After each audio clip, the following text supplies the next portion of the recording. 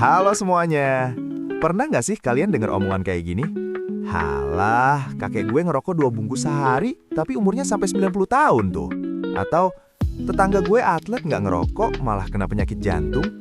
Bagi Gen Z yang kritis dan orang tua yang mungkin masih sulit melepas kebiasaan ini, fenomena ini sering banget jadi bahan debat. Di satu sisi, bungkus rokok penuh dengan peringatan menyeramkan, mulai dari gangguan janin sampai kanker.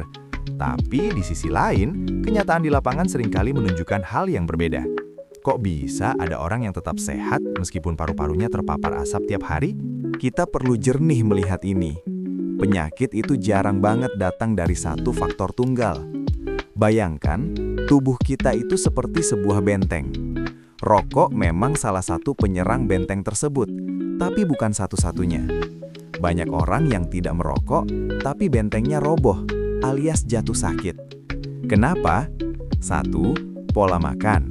Sering konsumsi gorengan, makanan tinggi lemak, dan pedas berlebihan. 2. Gaya hidup sedenter. Kurang gerak, cuma duduk depan layar seharian. Relatable banget buat kita semua kan? 3. Manajemen stres. Begadang terus, tekanan kerja atau sekolah yang bikin pikiran sumpek. 4. Lingkungan. Polusi udara di kota besar atau limbah industri. Jadi, mereka yang merokok tapi tetap sehat biasanya punya pertahanan luar biasa di faktor-faktor lainnya. Mereka mungkin melanggar satu aturan, merokok, tapi sangat disiplin di aturan lainnya. Ada sebuah cerita nyata tentang seseorang yang usianya sudah masuk kepala 5, tapi masih aktif merokok. Menariknya, dia masih sanggup lari maraton, bahkan ikut kompetisi triathlon, renang, sepeda, lari sekaligus. Jangankan orang tua, anak muda umur 20-an aja belum tentu sanggup. Rahasianya, dia sangat menjaga keseimbangan.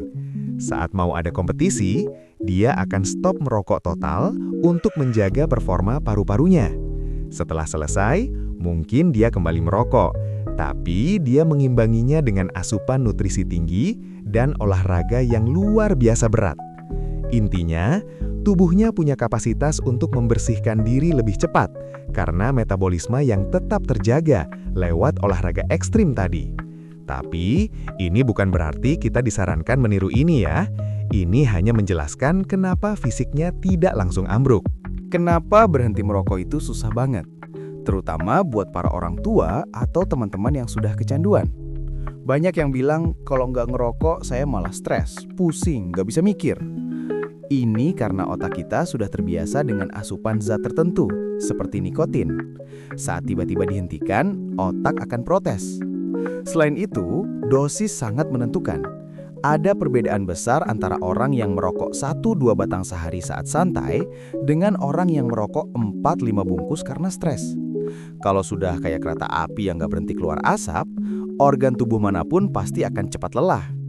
Buat kalian yang merasa sudah saatnya hidup lebih bersih tapi takut gagal, jangan langsung cut total dalam semalam. Itu biasanya malah bikin gagal balik lagi. 1. Metode pengurangan bertahap. Kalau biasanya 5 bungkus, coba jadi 4. Bulan depan jadi 3. Kurangi pelan-pelan seperti kalian mengurangi porsi nasi saat diet. Biarkan otak beradaptasi. 2. Alihkan fokus.